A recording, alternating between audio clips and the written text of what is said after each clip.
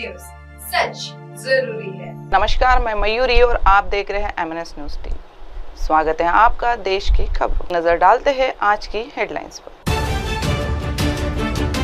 Trump के tariff के खिलाफ फैसले पर अपील, कोर्ट ने क्या कहा? गजा में खान की तलाश में भटक रहे लोग, सुरक्षा व्यवस्था चरम पर। पाकिस्तान के साथ सिंधु जल समझौता कब तक निलंबित रहेगा? शशि थरूर ने नहीं कहा। डिफेंस प्रोजेक्ट वक्त पर पूरे न होने पर क्या बोले वायुसेना प्रमुख?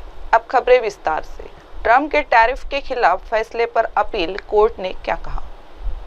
अमेरिका की फेडरल अपील कोर्ट ने मैनहट्टन स्थित US court of international trade के उस आदेश पर फिलहाल रोक लगा दी है जिसमें राष्ट्रपति डोनाल्ड ट्रंप के टैरिफ लगाने वाले फैसले को अवैध बताया गया था। अंतर्राष्ट्रीय व्यापार मामलों के लिए बने अमेरिकी कोर्ट ने बुधवार को फैसला सुनाया था कि व्हाइट हाउस का आपातकालीन कानून राष्ट्रपति ट्रंप को हर देश पर टैरिफ लगाने का अधिकार नहीं देता। मैनहट्टन की अदालत ने कहा था कि अमेरिकी संविधान ने कांग्रेस को दूसरे देशों के साथ व्यापार नियमन के लिए विशिष्ट शक्तियां दी है और इनका अतिक्रमण राष्ट्रपति के अर्थव्यवस्था में सुधार के इरादे के लिए नहीं किया जा सकता। ट्रंप प्रशासन ने इस फैसले के खिलाफ अपील की थी। अपनी अपील में ट्रंप प्रशासन ने कहा कि व्यापार मामलों के कोर्ट के फैसले से महीनों से चल रही व्यापार वार्ता के विफल होने का खतरा पैदा हो गया है। ट्रंप प्रशासन ने कहा, विदेश नीति और आर्थिक नीति राजनीतिक शाखाएं बनाती है, न कि अदालत। फेडरल अपील कोर्ट के अंतरिम आदेश के मुताबिक ट्रंप प्रशासन फिलहाल सुनवाई चलने तक आयात कर वसूलना जारी रख सकता है। इस मामले की अगली सुनवाई 5 जून को होगी। अब बढ़ते हैं अगली खबर की ओर। गजा में खाने की तलाश में भटक रहे लोग, सुरक्षा व्यवस्था चरम पर। इस्राइल के हमले झेल रहे गजा के उत्तरी हिस्से के मुख्य शहर में अराजकता और लूटपाट की स्थिति बन गई है। बीते कई सप्ताह से इस इलाके में जरूरी मदद नहीं पहुंच पाई थी। यहाँ रहने वाले फलस्तीनी लोग खाने की तलाश में भटक रहे हैं। हमास संचालित गृह मंत्रालय ने कहा है कि गुरुवार को गजा शहर के एक बाजार में तैनात उसके 7 पुलिस अधिकारियों की इस्राएली हवाई हमले में मौत हो गई। हमास के मुताबिक ये अधिकारी व्यवस्था बनाए रखने में जुटे। इस्राएली सेना ने इस घटना पर कोई टिप्पणी नहीं की है, लेकिन कहा है कि उसने पिछले दिनों गजा में दर्जनों आतंकी ठिकानों पर हमला किया था। स्थानीय चिकित्सकों और बचाव कर्मियों ने कहा कि गुरुवार को पूरे क्षेत्र में कम से कम 44 लोग मारे गए, जिनमें 23 लोगों की मौत केंद्रीय बुरेज शरणार्थी शिविर में। इसके पहले संयुक्त राष्ट्र ने कहा था कि देर अल-बला के केंद्रीय शहर में स्थित उसके गोदाम में घुसे भूखे लोगों की भीड़ में कम से कम 2 लोगों की गोली मारकर हत्या कर दी गई। इसराइल की नाकेबंदी के बीच इस जगह पर 11 सप्ताह के बाद राहत सामग्री पहुंची थी। अब तक ये स्पष्ट नहीं हो पाया है कि गोली किसने चलाई थी। अब बढ़ते हैं अगली खबर की ओर। पाकिस्तान के साथ सिंधु जल समझौता कब तक निलंबित रहेगा? शशि थरूर ने बताया। कांग्रेस सांसद शशि थरूर ने नेतृत्व में एक सर्वदलीय संसदीय प्रतिनिधिमंडल गुरुवार को कोलंबिया पहुंचा। यहाँ थरूर ने कोलंबिया की राजधानी बोगोटा में भारत की ओर से निलंबित किए गए सिंधु जल समझौते पर बात की।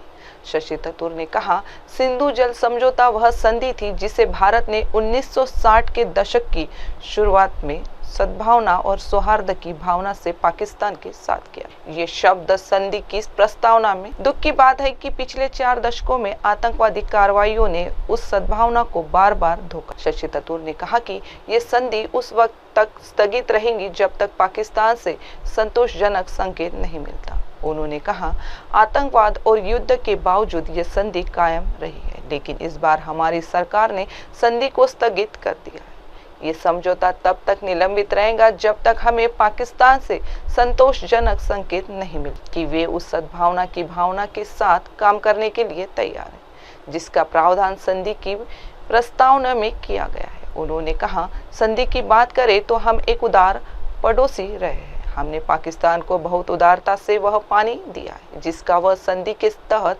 हकदार है। हमने संधि के तहत अपने हक वाला पानी भी इस्तेमाल नहीं किया है। सद्भावना के आधार पर एक तरफा कार्रवाई करना अब हमारे बस में नहीं। शशि थरूर ने पहलगाम हमले के बाद पाकिस्तान के खिलाफ की गई भारत की कार्रवाई पर कोलंबिया की ओर से दिए गए उस बयान पर भी जवाब दिया, जिसमें पाकिस्तान में हुई मौतों के लिए कोलंबिया ने संवेदना व्यक्त की थी। कांग्रेस सांसद शशि थरूर ने कहा, हम कोलंबियाई सरकार की उस प्रतिक्रिया से थोड़े निराश है जिसमें आतंकवाद के पीड़ितों के प्रति सहानुभूति जताने की बजाय भारतीय हमलों के बाद पाकिस्तान में हुए मौतों पर संवेदना व्यक्त की गई थी। शशि थरूर ने कहा, हमें लगता है कि जब वह बयान दिया गया था शायद तब स्थिति को पूरी तरह से नहीं समझा गया था। अब बढ़ते अगली खबर की ओर। डिफेंस प्रोजेक्ट वक्त पर पूरे न होने पर क्या बोले वायुसेना प्रमुख। Air chief marshal Amarpreet Singh ने गुरुवार को डिफेंस सिस्टम की खरीद और डिलीवरी में हो रही देरी पर कहा कि ऐसा एक भी प्रोजेक्ट नहीं है जो समय पर पूरा हो। एयर मार्शल ने यह भी बताया कि कैसे भारत धीरे धीरे आगे बढ़ रहा है। एयर मार्शल ने कहा, हमें डील पर साइन करते वक्त ही ये पता होता है कि वे चीजें समय पर कभी नहीं आएंगी। समय सीमा एक बड़ा मुद्दा है और मुझे तो ये लगता है कि एक भी परियोजना अपने तयशुदा समय पर पूरी नहीं हुई। हम ऐसा वादा क्यों करें जो पूरा नहीं हो सकता। दिल्ली में हुई CII एनुअल बिजनेस समिट में उन्होंने कहा कि हम सिर्फ मेक इन इंडिया की बात नहीं कर सकते, अब वक्त है डिजाइन इन इंडिया का भी। भारत सरकार स्वदेशी हथियार विकसित करने की कोशिश में लगी है, लेकिन अभी भी भारत के हथियारों बड़ा हिस्सा विदेश से आता है। कई बार इनकी खरीद के फैसले और डिलीवरी में देरी हो जाती है। एयर चीफ मार्शल इसी संदर्भ में बात कर। अब बढ़ते हैं अगली खबर की ओर। IPL 2025 RCB 9 साल बाद फाइनल में पहुंची, पंजाब को 8 विकेट से हराया। इंडियन प्रीमियर लीग के पहले क्वालिफायर में royal Challengers Bengaluru Punjab Kings को हराकर फाइनल में पहुंच गई। पंजाब ने पहले बल्लेबाजी करते हुए 10 विकेट के नुकसान पर 101 रन बनाए थे। पंजाब की तरफ से मार्क स्टोनलिस ने सबसे ज्यादा 26 रन बनाए। जवाब में बेंगलुरु की टीम ने 2 विकेट खोकर 10 ओवर में 106 रन बनाकर टारगेट हासिल कर लिया। फिल सॉल्ट ने अर्धशतकीय पारी खेलते हुए नाबाद 55 रन बनाए।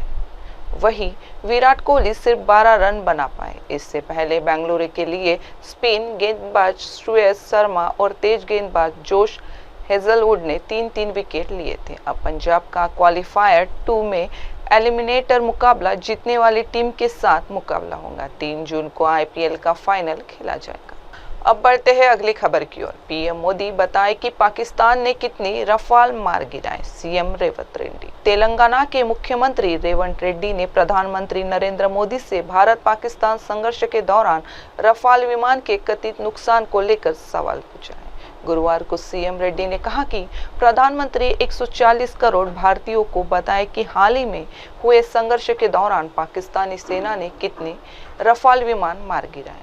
हैदराबाद में जय हिंद रैली को संबोधित करते हुए CM रेड्डी ने यह भी पूछा कि प्रधानमंत्री ने पाकिस्तान के साथ युद्ध शुरू करने से पहले सर्वदलीय बैठक बुलाई थी, लेकिन पड़ोसी देश के साथ युद्ध रोकने से पहले उन्होंने ऐसा क्यों नहीं किया। उन्होंने ये भी आरोप लगाया कि 140 करोड़ भारतीयों की इच्छा के बावजूद मोदी बलूचिस्तान को पाकिस्तान से अलग करने और पाकिस्तान के कब्जे वाले कश्मीर पर नियंत्रण करने में विफल रहे। भारतीय सेना ने 6 और 7 मई की दरमियानी रात को ऑपरेशन सिंदूर लॉन्च कर पाकिस्तान के अंदर हवाई हमले किए थे। इसके बाद पाकिस्तान ने भी भारत पर ड्रोन हमले का दावा किया। भारत और पाकिस्तान के बीच 4 दिनों तक चले सशस्त्र संघर्ष के बाद आपसी सहमति से सीज फायर का ऐलान किया गया। अब वक्त हो चुका है एक छोटे से ब्रेक का। देखते रहिए MNS न्यूज TV। नमस्कार। हाय हेलो नमस्कार, मैं हूं पंकज विष्णु और आप देख रहे हैं MNS न्यूज। आप देख रहे हैं MNS न्यूज, सच